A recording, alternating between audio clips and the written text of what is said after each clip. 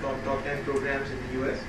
Then I worked for Merrill Lynch and Bearing Point in the US for 3 years. Moved to Pakistan in 2004. Worked with 3 startups in technology space: Big Sense, Amana, and Credit Direct Insurance. And then last year when I was laid off, I started my own company, which is on the right side, NextGen. That's a general IT consulting shop, and the service I'm presenting today, Help Me, is the outsourced technology product support, and this is where I'll spend the next 4 minutes. So why did we pick the boring field of support as a focus area? So that's number one, we'll talk about that. Who are the people that we provide this service to? How does the financial works out? Where we are today, and how we plan to use the coverage from this event and the mentorship from this event going forward. So, why support? When I moved back to Pakistan 5 years ago, I realized that the country is probably producing about 10,000 plus IT graduates, diploma and university degrees. But the really high skilled labor is probably between 500 to 1,000 people every year. I've had challenges hiring in Amana, Big Sense, Credit Direct, and that seems to be the industry problem. So we need to figure out a way that a lot of people are coming out. They call themselves highly skilled, but they are not really that good. They are low quality, high skilled, and I put question marks because that's my personal opinion. A lot of people might disagree, but this is my opinion, that we have a ready pool of talented individuals, but they are not really high quality individuals, and we need to find them jobs for them. Otherwise, IT industry will become infamous. You know, बच्चे IT में जाएंगे नहीं, इनके नौकरियां नहीं मिलती. So we need to find ways where we can help them find jobs. Who does Help Me provide services to?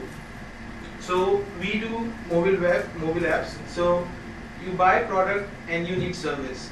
Now, as a small company, so we are a B2B service. Now, as a small company, it's very difficult to hire a support team which can work 24/7 across multiple geographies, because you may receive 10 tickets a day, 20 tickets a day, 30 tickets a day, and for that to have a support department is extremely difficult, extremely expensive, and eats into your margins.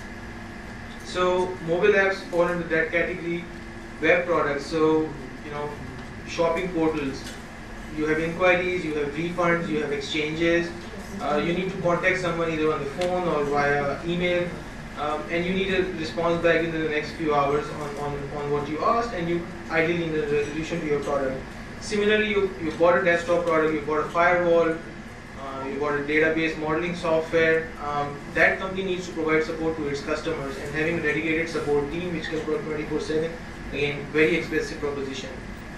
Mobile products are now entering that area as well, especially the paid products, where you're spending $5, $10, $25 buying a product.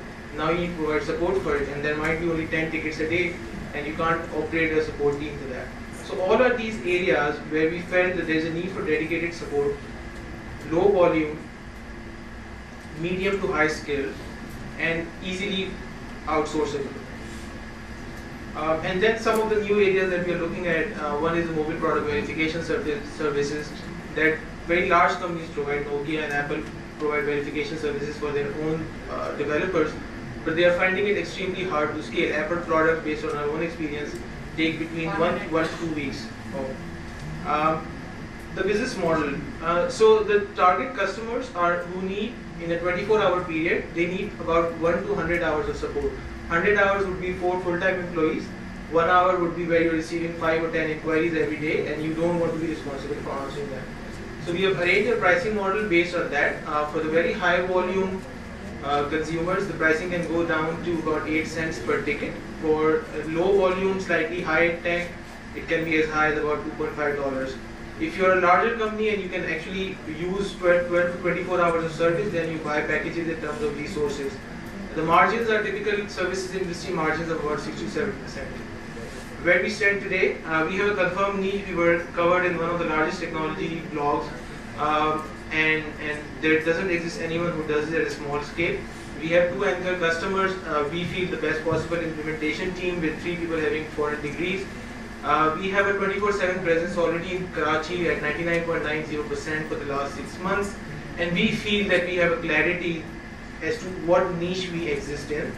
And the gaps in our product or service offering is basically the business development. Your time is up. Right. So this is the mentoring session where I'm looking forward to getting advice and how do we grow this business, because we know we are in a niche. We have a great uptime. We have. I just want to share a customer story, and I'll use an opportune question to answer. Let the judges. Yeah.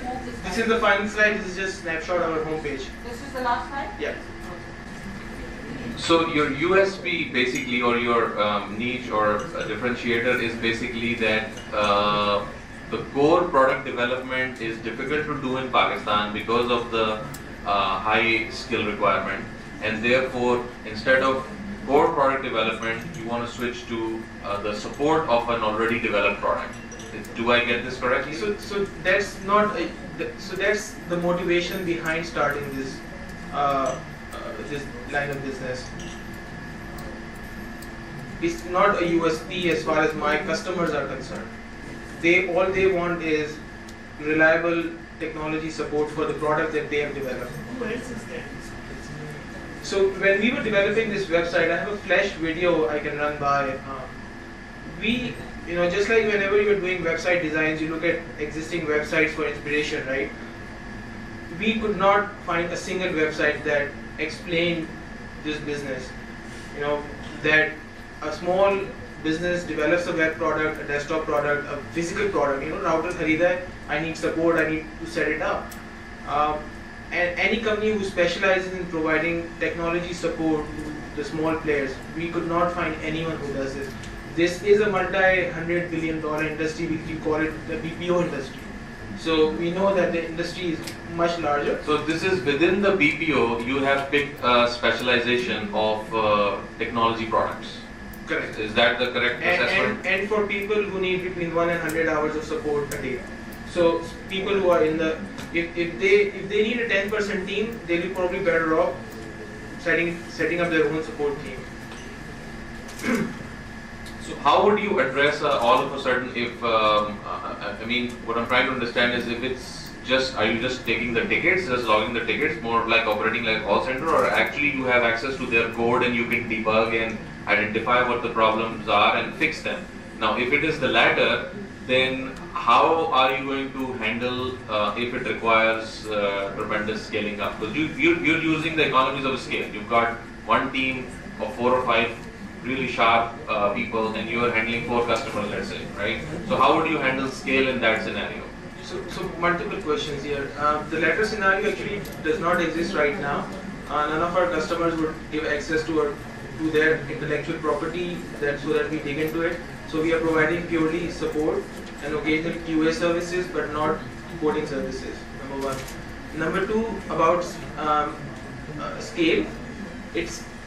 Actually, no, we don't use the same resource on 4 projects because the products are actually quite technical in nature, and it's not, they are not simple enough for the same person to be trained for 4 different products and be able to provide good technical support for 4 different products. So in most cases, in all cases, one person is at maximum providing support for 2 people, and we are a startup, so we only have 2 customers by the way.